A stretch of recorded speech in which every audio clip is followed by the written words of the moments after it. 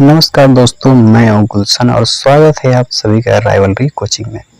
दोस्तों, आपको पता है कि पेट के एग्जाम में जो सबसे ज़्यादा स्कोरिंग है वो है डीआई सेक्शन, जिससे 20 क्वेश्चन आने हैं और बहुत थोड़ी सी मेहनत कर आप 20 में 20 आसानी से ला सकते हैं। आज से हम डीआई को टॉपिक वाइज पढ़ेंगे ताकि पूरे 20 में 20 हम आसानी से ला सकें। दोस्तों, एक कहावत है, ए पिक्चर इज वर्थ 1000 वर्ड्स, यानी एक तस्वीर 1000 शब्दों के बराबर होती है।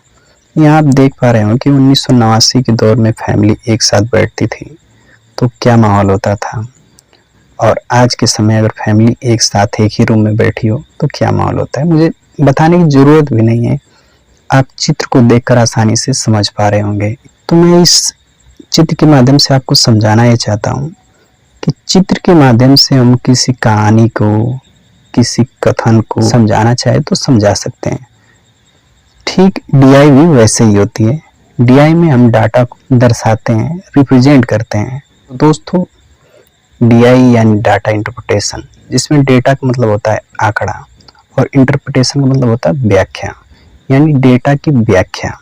यानी हम कह सकते हैं कि अगर हम डेटा को रिप्रेजेंट करना चाहें किसी तालिका, बार ग्राफ या लाइन ग्राफ या पाई चार्ट के रूप में, तो वही हमारा डीआई कहलाएगा। यानी हम किसी आंकड़ा को तालिका, बार ग्राफ, लाइन ग्राफ और पाई चार्ट, तीसरी चार्ट में हम दर्शा सकते हैं, तो ये हमारा डीआई कहलाएगा। तो पेट में जो हमें पढ़ना है वो पढ़ना है तालिका यानी table DI, bar graph, line graph और पाई चार्ट। ये हम पढ़ेंगे क्योंकि इनसे प्रश्न जो है पूछे गए हैं, तो हम बारी बारी से सबको पढ़ेंगे। तो सबसे पहले हम आज पाई चार्ट को पढ़ेंगे। तो चलिए शुरू करते हैं। तो दोस्तों, पाई चार्ट में होता क्या है कि किसी भी आंकड़े को, किसी भी चीज को सर्किल पे दर्शाया जाता है। तो आप सर्किल के बारे में जानते होंगे, सेंटर पे जो है 360 डिग्री का कोण बनता है। 360 डिग्री का कोण बनता है, एंगल बनता है। तो अगर मैं पूरे वृत्त को, आप जानते हुए होंगे कि कोई भी चीज अपने आप में 100% होती है, तो मैं पूरे वृत्त को अगर 100% मान लूं, पूरे वृत्त को अगर मैं 100% मान लूं, तो मैं कह सकता हूं कि 100% जो है 360 डिग्री के बराबर है। अगर मैं इसका आधा करूंगा यानी 50%, तो ये जो है 180 डिग्री के बराबर होगा। यानी मैं कह सकता हूं कि 100% 360 डिग्री के बराबर है, तो 50% 180 डिग्री के बराबर होगा। ऐसे 25% 90 डिग्री के बराबर होगा। यही चीज हम उल्टा कर भी कह सकते हैं कि 180 डिग्री 50% के बराबर होगा और 360 डिग्री 100% के बराबर होगा। हम एक दूसरे को इंटरचेंज कर सकते हैं। सबसे पहले हम परसेंटेज को एंगल में बदलना सीखेंगे। तो यहाँ आप क्वेश्चन में भी देख पा रहे होंगे कि किसी पाई चार्ट में उसके 5 भाग जो है ABCDE है, जो क्रमशः 30%, 25%, 20%, 15% और 10% है। प्रत्येक भाग का मान जो है वो कोण में हमसे पूछ रहा है, यानी प्रत्येक भाग का एंगल बताना है। तो मैं जानता हूं कि 100% जो है वो 360 डिग्री के बराबर होता है। तो मैं यहाँ 0 से 0 काट दूंगा, तो मुझे मालूम होगा कि 10% जो है वो 36 डिग्री के बराबर होगा। 10% जो है 36 डिग्री के बराबर होगा। तो यहाँ से आप देख पा रहे होंगे कि हमने ई का मान जो है निकाल दिया है। ई का मान जो है एंगल में आ जाएगा 36 डिग्री। ये हमने ई का मान निकाल दिया है। अब हम जानते हैं कि 10% का मान 36 डिग्री है, तो 20% का मान कितना होगा, तो मैं इसी का दूना कर दूंगा यानी 72 डिग्री। तो ये 20% मान सी का निकल जाएगा। अब ए जो है 30 डिग्री है, 30% है, तो इसका मान हम निकालने के लिए हम चाहे तो इसमें 3 से गुणा भी कर सकते हैं, या एक काम और कर सकते हैं कि 10% और 20% जोड़ेंगे तो 30% हो जाएगा। तो 10% का मान इतना, 20% का मान इतना, तो दोनों को जोड़ेंगे 6 2 8 और 7 3 10, तो हमें मिल गया 30% का मान कितना, 108 डिग्री। या आप चाहते तो यहाँ पे 3 का गुणा भी कर सकते थे। तो 3 छक 18, 1 हासिल, 3 तिलिक 9 1 10। तो यहाँ से भी हमें ए का मान मिल जाता। तो हमने ए का मान निकाल लिया, सी का मान निकाल लिया। अब हम डी और बी का मान निकालते हैं। तो यहाँ मैं देख पा रहा हूँ कि अगर हमने 10% का मान 36 डिग्री निकाला है तो मैं कह सकता हूँ कि 5% का मान 18 डिग्री होगा। तो डी जो है 15% है। तो 15% में बदलने के लिए इसमें मैं 3 से गुणा करूँगा। तो 3 से गुणा जब इधर कर रहा हूँ तो इधर भी करूँगा। तो 15% का जो मान आएगा वो आएगा 54 डिग्री। ये डी का मान हो जाएगा। ऐसे बी का मान हम निकाल लेंगे। तो बी जो है 25% है, 25%। तो 5% का मान 18 है। तो मैं 5% का मान 18 है तो 25% का मान क्या होगा, इसमें 5 से गुणा कर दूंगा, यानी 18 पचे 90 अंश। तो इस तरह हम ABCD को एंगल में बदल लेंगे, यानी किसी भी परसेंटेज को एंगल में बदल लेंगे। अब हम एंगल को परसेंटेज में बदलेंगे। तो सवाल वही है, बस इसमें दिया है कि ABCD का मान जो है डिग्री में है, यानी कोण का मान दिया हुआ है, तो इसको हमें प्रतिशत में बदलना है। तो मैं जानता हूँ कि 360 डिग्री जो होता है वो 100% के बराबर होता है, यानी मैं कह सकता हूँ कि 36 डिग्री 10% के बराबर होगा। और ये 36 डिग्री, ये 36 डिग्री बी और डी का मान है, यानी बी और डी का मान हमने निकाल दिया। प्रतिशत में कितना होगा, 10%। अब मैं अगर इसका आधा कर दूं, इसका आधा कर दूं तो हो जाएगा 18 डिग्री। तो इसका भी आधा करूंगा तो 5%, और ये हमारा मान निकल आएगा ई का।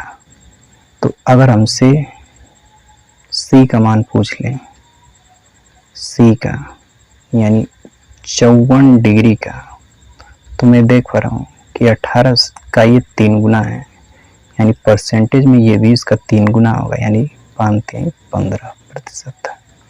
यानी मैं जब 54 डिग्री को प्रतिशत में बदलूंगा तो 15% आएगा। अब हमें पता है 18 डिग्री का मान 5% है, तो हमें 162 चाहिए।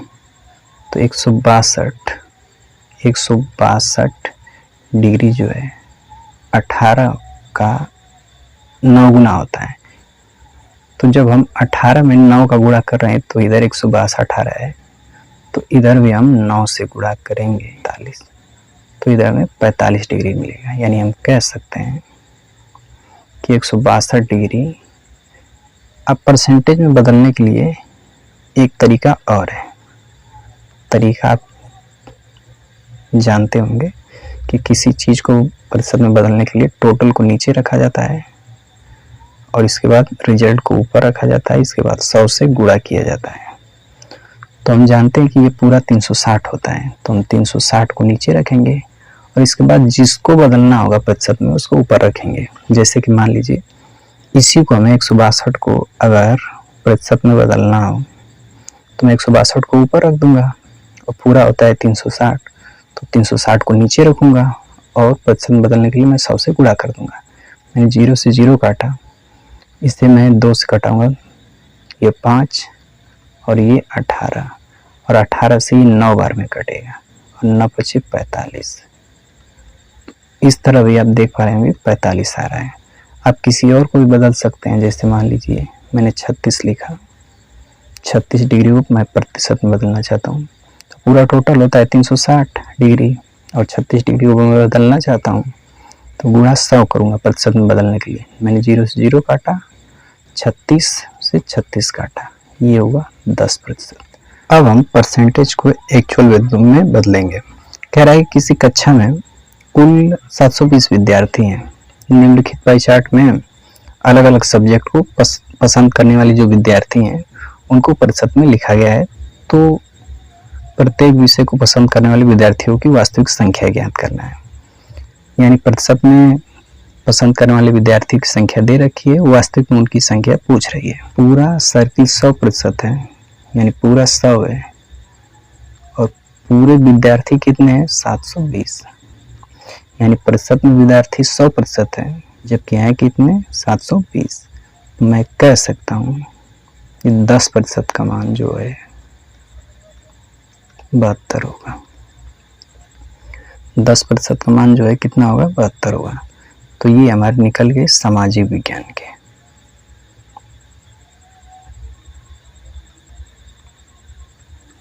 ये हमारे सामाजिक विज्ञान के स्टूडेंट हो गए 10%। अगर मैं इसका आधा करूं, यानी 5%, तो इसका भी आधा करूंगा, 36 विद्यार्थी।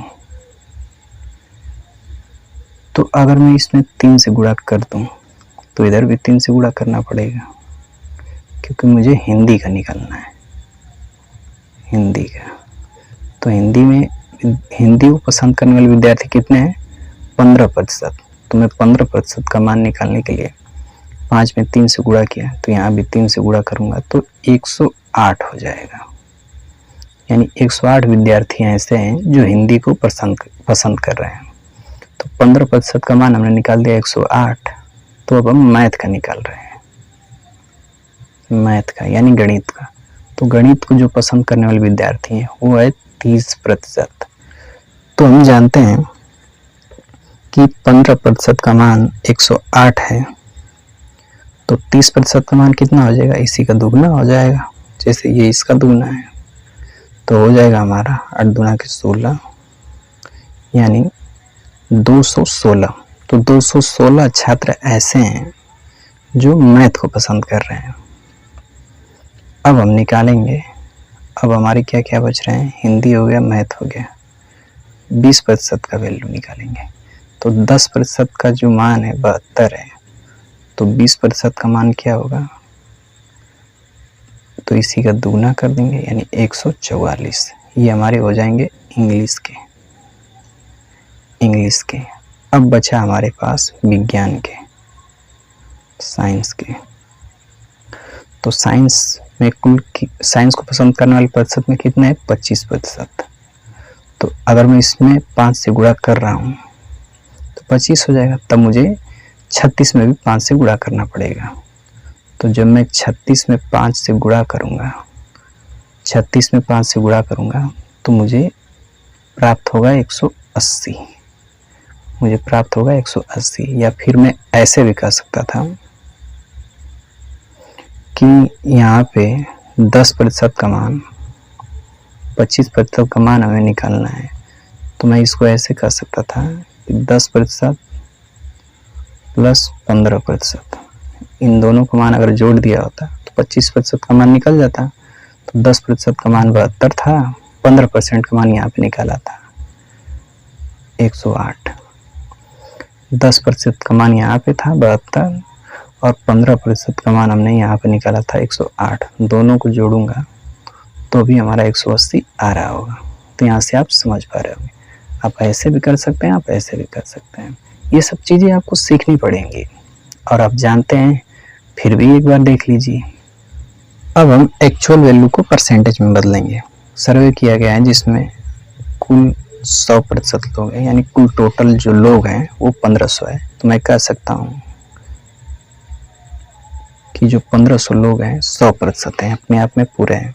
अब इन 1500 लोगों में से कुछ लोग फुटबॉल, कुछ क्रिकेट, बैडमिंटन, हॉकी और टेनिस को पसंद करते हैं। तो मुझे इन्हें परसेंटेज में बदलना है। तो परसेंटेज में बदलने के लिए मैंने बताया था आपको कि टोटल जो होता है उसको नीचे रखेंगे, इसके बाद जिसको बदलना होता है ऊपर रखकर हम 100 से गुणा कर देंगे, तो परसेंटेज में हम आसानी से बदल पाएंगे। तो ऐसे रखकर आप आसानी से बदल सकते हैं। मैं आपको ऐसे बदलना सिखाता हूँ। तो देखिए 100% का वैल्यू जो है दे रखा है 1500, तो मैं 10% का निकाल लूँगा, यानी 10% जो है 150 लोगों के बराबर होगा।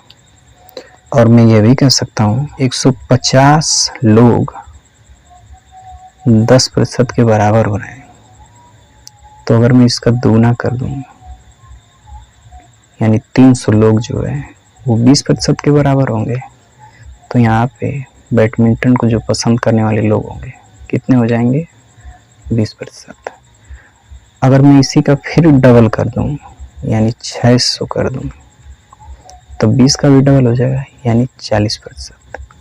यानी क्रिकेट को जो पसंद करने वाले लोग होंगे वो कितने हो जाएंगे? 40%। अब मुझे पता है कि 300 लोग यहाँ हैं और 150 लोग यहाँ हैं, तो दोनों को मिलाएंगे तो हो जाएगा 450। तो 450 लोगों का प्रतिशत क्या होगा? तो 10 और 20 यहाँ भी जोड़ेंगे तो कितना हो जाएगा? 30%। यानी 450 लोग इस 1500 का कितना हो जाएंगे? 30%। अब हमें 90 लोगों को बताना है प्रतिशत में कितना होंगे।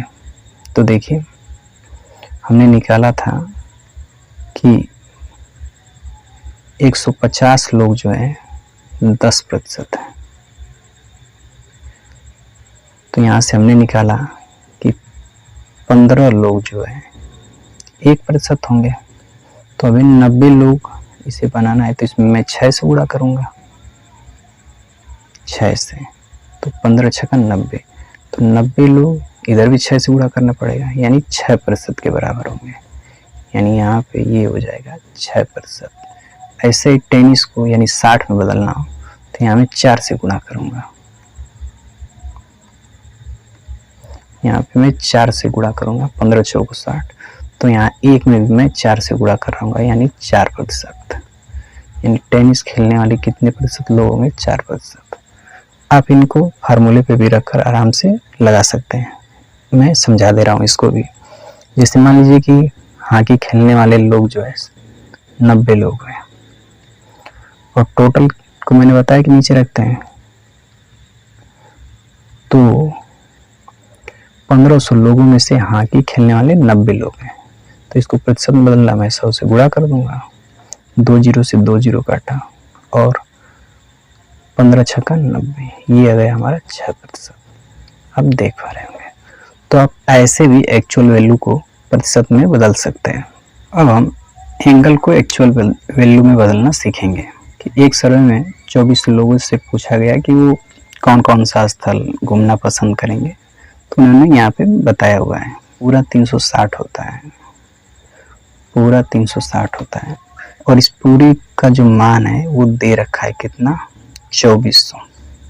यानी मैं कह सकता हूँ 0 से 0 काट कर, या 12 से और कटा दिया तो 12 3 36, 12 दूना के 24। यानी मैं कह सकता हूँ कि 3 डिग्री जो है 20 के बराबर है। तो 45 डिग्री लाने के लिए मैं इसमें 15 से गुणा करूँगा, तो 15 से गुणा करूँगा तो ये हो जाएगा 45 डिग्री, और इसमें 15 से गुणा करूँगा तो 15 दूना के 30। यानी 300 लोग ऐसे हैं जो धार्मिक स्थल 300 लोग पसंद करेंगे, 300 लोग वन्यजीव सफारी पसंद करेंगे। अब हमने 45 का निकाल दिया, तो 45 का डबल होता है 90। तो इसका डबल हो जाएगा 600। ये पहाड़ पसंद करने वाले हैं, पहाड़। 3 डिग्री का मान हमने निकाला था 20 लोग। तो अगर मुझे ऐतिहासिक स्थल को पसंद करने वाले लोगों की संख्या निकालनी हो तो मैं इसमें 20 से गुणा करूँगा, तो इधर हो जाएगा 60 डिग्री, और इधर भी 20 से गुणा करूँगा तो ये हो जाएगा 400। यानी हिस्टोरिकल प्लेस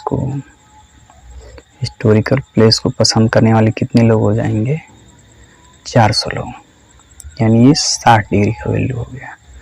तो अगर मुझे समुद्री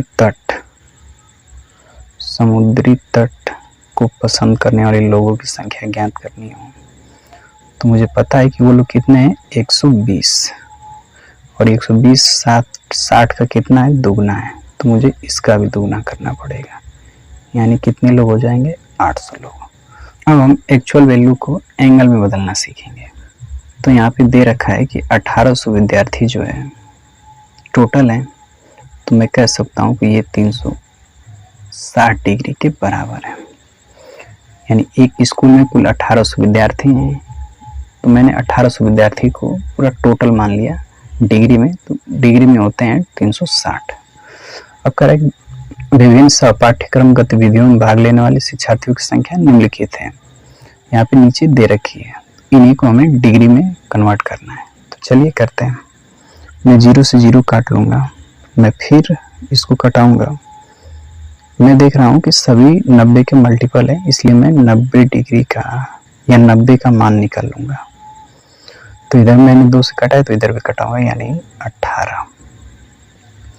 अब मुझे पता चल गया कि 90 लोग 18 डिग्री के बराबर हैं। 90 लोग 18 डिग्री के बराबर हैं, तो 180 लोग को तो इसका दूना करूँगा, तो इधर भी तो हो जाएगा 36। ये वक्र नृत्य वाले हैं। अब स्काउट्स वाले लोग कितने हैं, तो यहाँ 90 का मान दे रखा था। 90 लोग 18 डिग्री के बराबर थे। अगर मैं इसमें 3 से गुणा कर दूँ तो 9 3 27, यानी 270 लोग, इधर भी 3 से गुणा करना पड़ेगा, 54 डिग्री के बराबर होंगे। यानी नृत्य और स्काउट्स वाले लोग डिग्री में कितना हो जाएंगे, 54 डिग्री। 180 लोग 36 डिग्री के बराबर थे। तो अगर मैं इसका डबल कर दूं, यानी 360 लोग, तो डिग्री में कितने हो जाएंगे, 72 डिग्री के। और यही हमारे संगीत वाले लोग हैं, संगीत। अब बचे हमारे खेल वाले। तो खेल वाले क्या देख रहे हैं हम कि इसका डबल है, यानी 360 का जब आप डबल करेंगे तो 720 होगा। तो इधर इसका भी डबल करना पड़ेगा, यानी 144 डिग्री।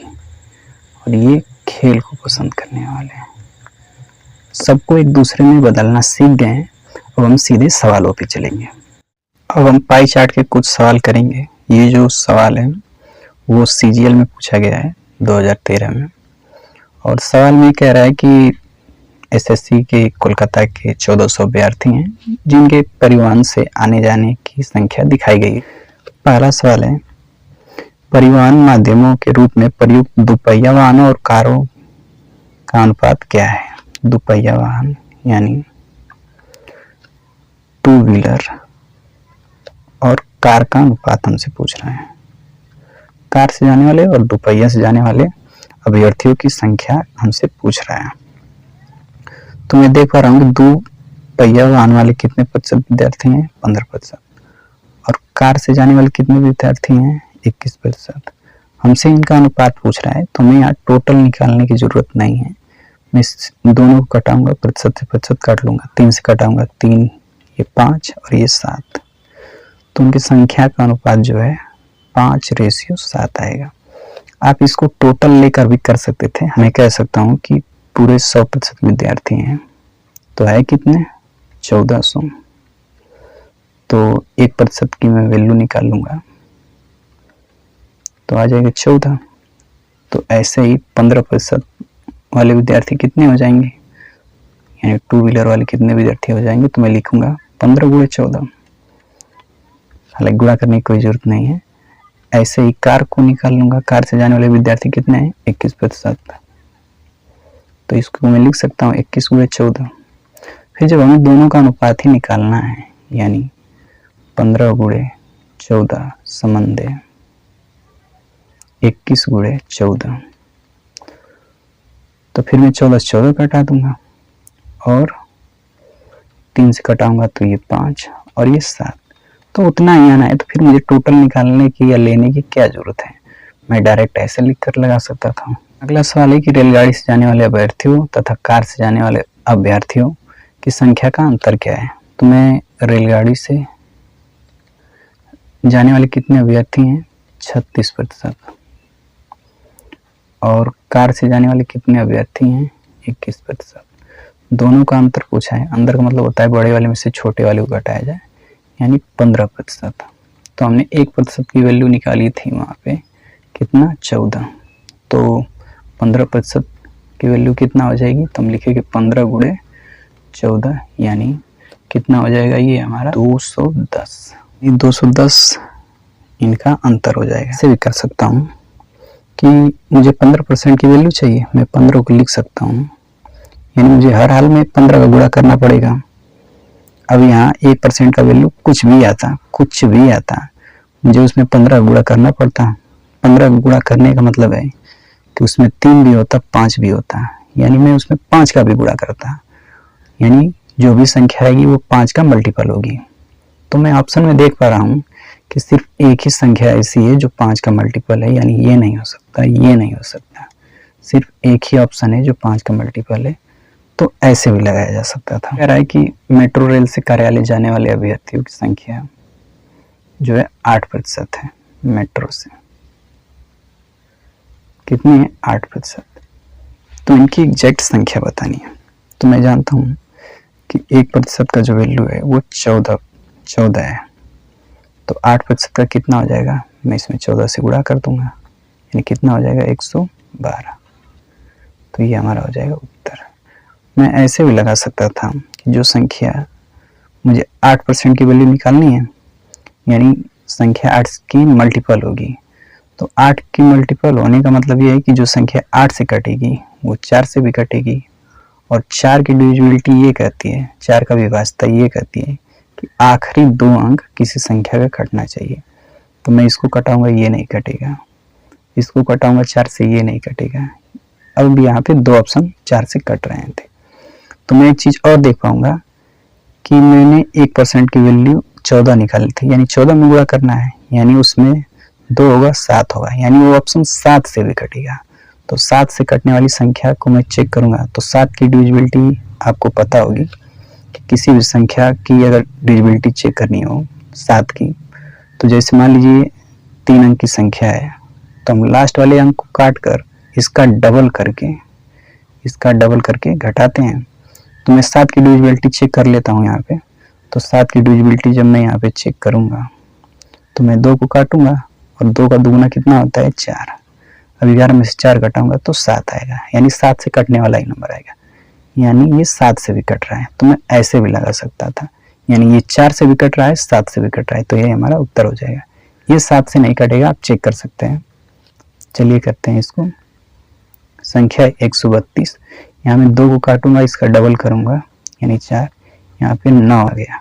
तो 9 जो है 7 से नहीं कटता है, इसलिए ये वाला ऑप्शन नहीं हो सकता, सिर्फ एक ही ऑप्शन होगा 112। सवाल में कह रहा है कि कार से जाने वाले अभ्यर्थी की संख्या कितनी है। तो कार से जाने वाले अभ्यर्थी कितने हैं, 21%। कार से जाने वाले अभ्यर्थी कितने हैं, कार्यालय 21%। तो मुझे पता है कि जो भी ऑप्शन होगा वो 3 का मल्टीपल होगा और 7 का मल्टीपल होगा। तो 7 की डिविजिबिलिटी थोड़ी टफ है, उतनी भी टफ नहीं है, मगर 3 की सबसे आसान है। 3 की डिविजिबिलिटी क्या होती है कि कोई भी संख्या है उसमें हम 3 को ढूंढते जाएंगे, काटते जाएंगे। 3 की डिविजिबिलिटी ये भी होती है कि संख्याओं को जोड़कर तब हम 3 से भाग दें, यानी संख्याओं को जोड़कर तब हम 3 से भाग दें, या ऐसे भी कर सकते हैं कि 3 को हम ढूंढते हुए जाएं और काटते हुए जाएं, तो भी वो संख्या 3 से कटेगी। तो मैं 3 की डिविजिबिलिटी चेक कर लेता हूँ। तो यहाँ 9 3 से कटेगा, 3 कटेगा, 4 नहीं कटेगा, ये नहीं हो सकता। यहाँ 2 नहीं कटेगा, तो 2 एक जोड़ लेंगे 3, तो ये कट सकता है, मगर 4 अब फिर बच गया, तो अभी देख रहे हैं कि 1 शेष बच रहा है, यानी ये भी नहीं होगा। 3 कटेगा, 4 नहीं कटेगा, ये भी नहीं हो सकता। यहाँ पे 9 कटेगा और 4 और 2 6, यानी फिर आ गया 6 3 से कटेगा, यानी यही ऑप्शन हो जाएगा। तो 3 की डिविजिबिलिटी से हमने इस ऑप्शन को सिलेक्ट कर लिया, यानी हमारा उत्तर होगा 294। आप निकाल भी सकते थे कि 21%, 1% का वैल्यू हमने 14 निकाला था, 21 में आप गुणा करेंगे तो आ जाएगा कितना हमारा 294। आप 14 से गुणा किए, यानी 7 की भी डिविजिबिलिटी चेक कर सकते थे। अगर आप 7 की डिविजिबिलिटी चेक करते हैं, अगर आप 7 की डिविजिबिलिटी चेक करना चाहें तो वो भी कर सकते हैं। जैसे मान लीजिए मैंने इसी ऑप्शन को ले लिया 294। तो अब मैं 7 की डिविजिबिलिटी चेक कर रहा हूँ। मैं 4 को काटूंगा, इसका दुगना हो जाएगा 8। मैं घटाऊंगा 21। 21 मुझे पता है 7 से कटता है, यानी यही ऑप्शन होगा। अगला सवाल है कि यदि वर्ष के दौरान विभिन्न क्षेत्रों पर खर्च की गई कुल राशि, तो मुझे पता है कि मैं डिग्री में खर्च कर रहा हूँ 360 डिग्री, जबकि दे रखा है कुल खर्च कितना 18।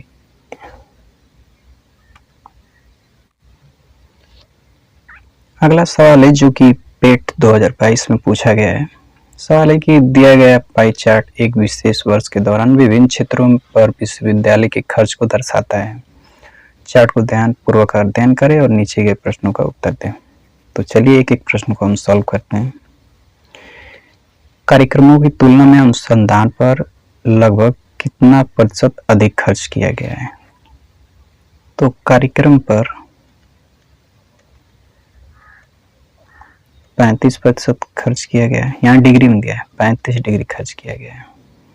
और अनुसंधान पे जो है, अनुसंधान पे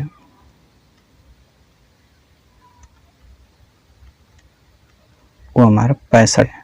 तो हमसे पूछा गया अनुसंधान पे कितना अधिक खर्च किया गया है, तो हम देख पा रहे होंगे कि 30 डिग्री अधिक खर्च किया गया है। तो 30 डिग्री अधिक खर्च किसकी तुलना में किया गया है? कार्यक्रम की। तो जिससे तुलना की जाती है उसको नीचे रखते हैं, यानी 35 को हम नीचे रखेंगे। और अब पूछ रहा था कितने प्रतिशत, तो हम इसे प्रतिशत में बदल लेंगे। तो मैं इसको 5 से घटाऊंगा, 5 6 30 और 5 7 35, यानी 600 बटा के 7। मैं इसको भाग दूंगा 8 बार, 8 7 56, 40, 40 में 5 7 35, 50, 50 में 7 7 49, यानी 85.7। तो ऑप्शन में कोई है नहीं इतना, तो मैं यहाँ पे सेलेक्ट करूँगा इनमें से कोई नहीं, इनमें से कोई नहीं। अगर मान लीजिए इनमें से कोई ऑप्शन में नहीं होता और यहाँ पे कोई और ऑप्शन दे देता, जैसे मान लीजिए 80% दे देता, तब वहाँ पे मैं क्या करता कि 85.7 को लगभग में मैं 86% मानकर, लगभग 86% मानकर इसको उत्तर मान लेता। चूंकि ऑप्शन में इनमें से कोई नहीं दिया है, तो मैं इसको ही सही उत्तर मानूंगा। तो इसमें से उत्तर हो जाएगा इनमें से कोई नहीं। अगला प्रश्न है कि छात्रावास पर कुल खर्च का लगभग, तो मुझे पता है कि पूरा 360 डिग्री होता है, यानी कुल खर्च जो है 360 डिग्री होगा। तो हमसे पूछा है कि कुल खर्च का छात्रावास पर कितना खर्च हुआ है। तो छात्रावास पे आप देख पा रहे होंगे कि 46 डिग्री खर्च किया गया है। तो प्रतिशत में बदलने के लिए मैं इसे 100 से गुणा कर दूंगा। तो मैं 0 से 0 काट लूँगा और इसको मैं कटाऊँगा ये 23 और इसको कटाऊँगा मैं 18, फिर मैं 2 से कटाऊँगा तो 2 9 18 और ये 2 5 10। 23 में 5 का गुणा करूँगा तो ये हो जाएगा 115 भागे 9। तो मैं 9 से भाग दूंगा तो 12, सबसे ऑप्शन बड़ा देख रहा हूँ 12, तो मैं 12 नवा करूँगा तो 108 होगा और 11 करूँगा तो और छोटा हो जाएगा, 9 और छोटा हो जाएगा। यानी इसमें सबसे बड़ा ऑप्शन मैंने देख लिया कि 12.78 है, क्योंकि 12 में आप जब 9 का गुणा करेंगे तो अभी आप 108 ही तक पहुँच पा रहे हैं, यानी आपको पहुँचना कहाँ है 115 तक, यानी 12 से बड़ा ही उत्तर होगा। यानी 12 से बड़ा एक ही उत्तर है ऑप्शन में, वो है 12.78। तो यही हमारा उत्तर होगा। या फिर हम भाग देंगे 115 में 9 का, तो होगा 12 9 108 और 7, यानी दशमलव बढ़ाकर हम लेंगे तो 7 9 63, यानी इस हो जाएगा 7। तो ऐसे भी आप देख पा रहे होंगे 12.7 ऑप्शन में आ रहा है। बढ़ते हैं अगले सवाल की तरफ। अगला सवाल है कि यदि किसी वर्ष के दौरान विभिन्न क्षेत्रों पर खर्च की गई कुल राशि 1,80,00,000 रुपए है, तो आधारभूत संरचना पर खर्च की गई राशि, आधारभूत संरचना पर खर्च की गई राशि जो है छात्रावास से कितना अधिक है। तो मैं यहाँ पे देख पा रहा हूँ 4 डिग्री अधिक है। तो मुझे ये भी पता है कि कुल खर्च है कितना डिग्री में 360, जबकि दे रखा है कितना 1,80,00,000 इतना दे रखा है। तो मैं क्या करूँगा, एक जीरो से एक जीरो काट लूँगा, मैं 18 से कटाऊँगा, 18 दूना 36 और इधर 18 को कटा दूँगा तो 1 हो जाएगा, यानी 5 जीरो, 1 2 3 4 5। हमारे पास 2 डिग्री का मान इतना आ गया।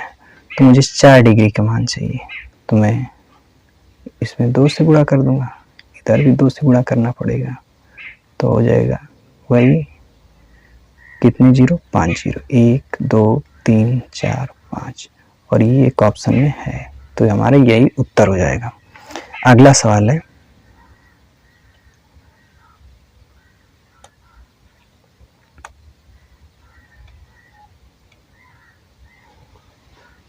अगला सवाल है कि खेलों पर शिक्षा की तुलना में कितना प्रतिशत कम खर्च हुआ है।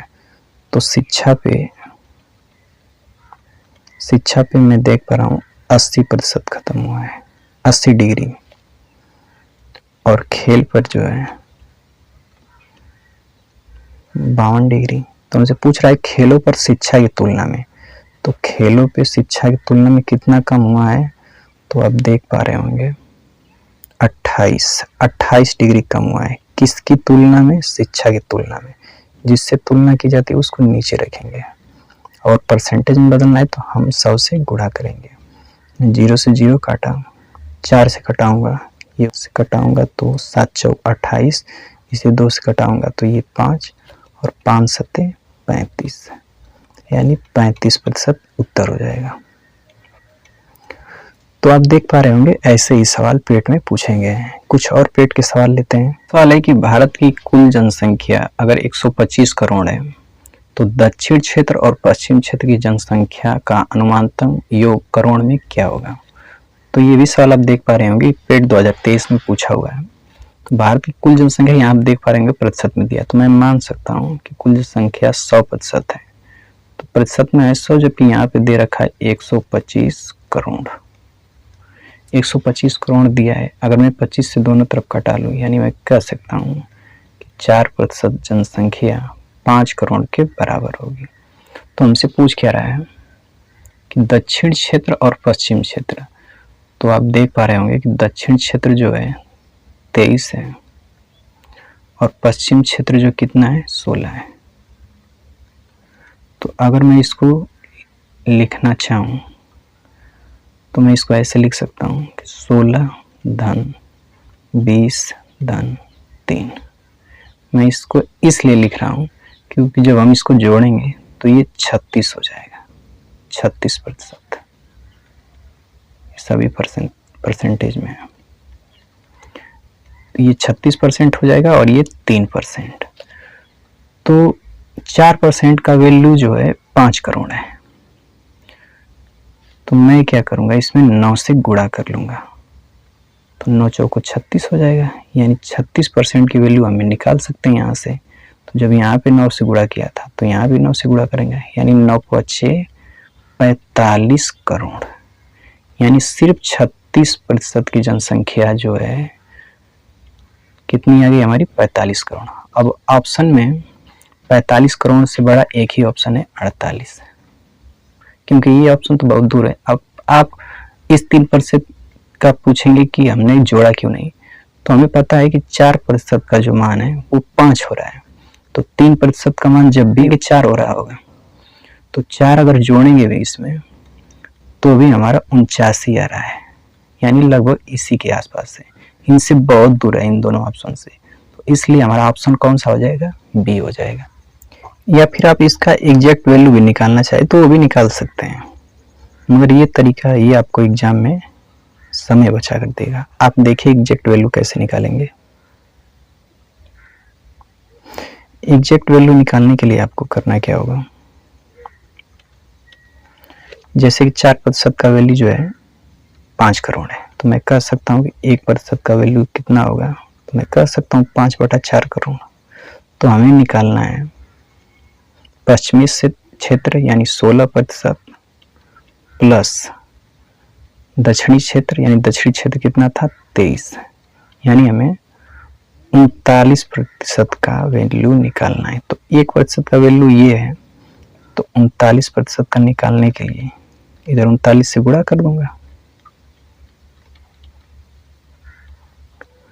तो जब मैं इसमें इसका गुणा करूंगा तो 5 9 45 को 5 4 5 15 4 19, और जब मैं इसमें 4 से भाग दूंगा तो 4 चौको 16 16 3 यानी 35, तो 8 बार भाग जाएगा, 8 चौको 32, इसके बाद 5 7 35 और ये 5 चौको 20, ये आ जाएगा हमारा इतना उत्तर। आप जब 195 में 4 से भाग देंगे तो एग्जैक्ट उत्तर भी इतना आपको मिल जाएगा। तो आपने देखा कि कितनी गंदी भाग करनी पड़ रही है। वैसे आप सिर्फ यहाँ पे 9 से गुणा कर लेते हैं तो आपको पता चल जाता कि 45 के आसपास सिर्फ यही ऑप्शन है, और 45 से हमें थोड़ा सा अधिक भी जाना है और 50 से कम भी रहना है, तो सिर्फ एक ही ऑप्शन बच रहा था। तो आप ऐसे भी उत्तर तक पहुंच सकते थे। चलिए इसका दूसरा सवाल करते हैं। सवाल में कह रहा है कि भारत के पूर्वी क्षेत्र का कुल क्षेत्रफल 126.5 मिलियन है, तो उत्तरी क्षेत्र का जनसंख्या पूछ रहा है हमसे। तो पूर्वी क्षेत्र का हम प्रतिशत देख पा रहे होंगे, तो पूर्वी क्षेत्र का प्रतिशत दिया है 25%, और इसका मान दे रखा है 126.5, तो ये 25% का मान है। हमसे पूछ किसका रहा है? उत्तरी क्षेत्र का, यानी 16% का मान हमसे पूछ रहा है उत्तरी क्षेत्र का। तो मुझे पता है कि 25% की वैल्यू इतनी दे रखी है, तो मैं यहाँ से 5% की वैल्यू निकाल लेता हूँ। तो इधर मैं 5 से भाग दूंगा तो हो जाएगा 5 दूना के 10, 50 25, और ये 5 थे 15, 10 ऐसे ही रहेगा, 5 थे 15। तो मुझे 5% की वैल्यू ये निकल गई। अगर मैं 10% की निकालना चाहूँ, 10% की, तो मैं इसी का दुगना कर दूंगा, यानी मैं कह सकता हूँ कि ये 25 दूना 50 हो जाएगा, और ये 3 दूना के 6 हो जाएगा। तो हम देख पा रहे होंगे कि 10 5 15 तक हम पहुँच गए हैं। 1% की हमें निकालनी है, तो मैं कह रहा हूँ कि 10% की वैल्यू ये है। तो 1% की वैल्यू क्या हो जाएगी? यानी मैं इसमें 10 से भाग दूंगा, तो 10 से भाग दूंगा तो 10 इधर आएगा, यानी ये हो जाएगी 5.06। यानी जब आप 50.6 में 10 से भाग देंगे तो ये आएगा 5.06, 10 इधर भागेगा। तो अब हम ये 1% का वैल्यू निकाल लिए, तो इधर जो हम इन तीनों को जोड़ेंगे तो आ जाएगा 16%, तो इधर भी जोड़ना पड़ेगा। तो यहाँ पे कुछ नहीं है, यहाँ पे कुछ नहीं है, तो ये 6 और 6 3 9, ये पॉइंट, ये 5 5 10 को 0, और 5 2 7 और एक हासिल लेके 8, तो हमारा उत्तर आएगा 80.96। तो इस तरह हम अपने ऑप्शन तक पहुंच जाएंगे। तो आज के लिए इतना ही। अगले वीडियो में मिलेंगे हम टेबल या फिर किसी और टॉपिक के साथ। तो तब तक जितना पढ़ाई या रिवीजन कीजिए और प्रीवियस में आए हुए क्वेश्चन को सॉल्व करते रहिए। वीडियो पसंद आई हो तो लाइक कीजिए, कोई सुझाव हो तो कमेंट में हमें जरूर बताइए। मिलते हैं अगले वीडियो में। धन्यवाद।